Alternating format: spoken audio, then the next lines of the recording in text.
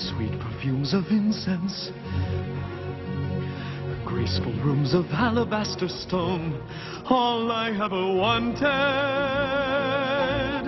This is my home. To research the origin of this ancient story, directors, producers, animators, and art department heads traveled to Egypt and the Sinai Peninsula.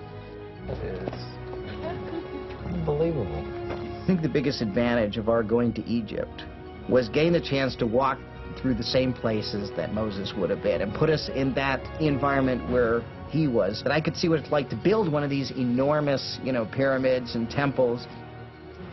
It's the specifics that are so useful.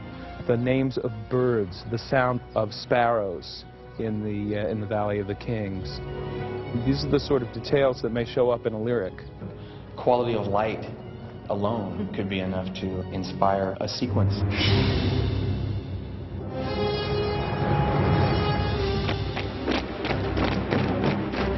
One sequence I'm working on deals with hieroglyphs and imagery and things that I had never noticed in photographs.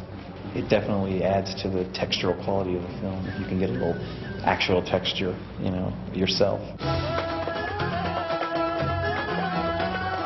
The Prince of Egypt features the talents of more than 425 DreamWorks animators, artists, and technicians.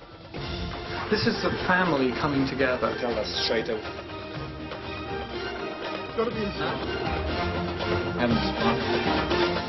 What has really impressed me is the perfectionism of everyone involved. The painting style starts off fairly realistic and gets pushed into different dimensions. The relentless drive to perfect and to question what they do and have we got it right? Are we being too glib here?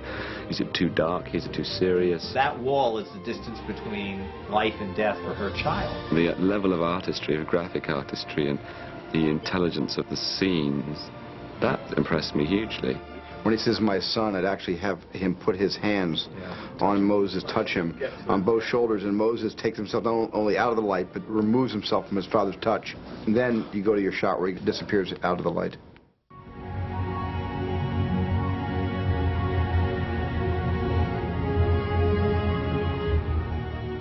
From the very beginning, filmmakers wanted the Prince of Egypt to expand the aesthetic boundaries of animation.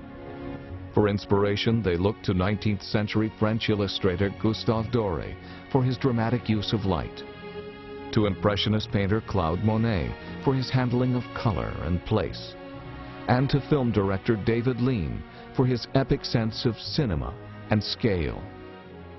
Animation is pure creative expression. It is pure artistry, in that every single thing that you see and hear in a frame is out of someone's imagination. When I saw the quality of the artwork that the producers were dealing with, it gave it such an extraordinary kind of scope. I thought it was absolutely magnificent, and I realized that, of course, in animation you can do the most astounding things. This form is capable of giving a story like this all the grandeur and the size of the tapestry that's needed. We had a phenomenal group of artists join us, and all, I believe, came here because they had something to prove for themselves. The effort that's been put into this film is extremely significant.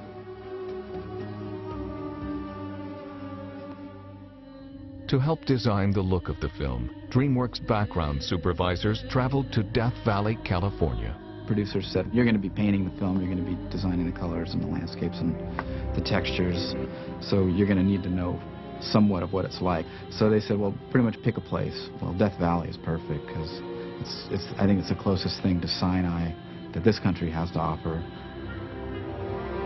It's spectacular, it's beautiful, it's spooky. Huge spaces and big sky, and light is really the most powerful element out there. It's like life itself. You got to live it. You can't just kind of see it from the outside. If you're going to paint a scene, it's got to feel hot on screen. There's a scene when Moses is walking through the desert and he's going to die. But to get that kind of emotion to translate on the screen, you have to be there. Feel the glare hitting you in the face. You feel the sweat. It's an emotional thing, and film has to be an emotional thing also.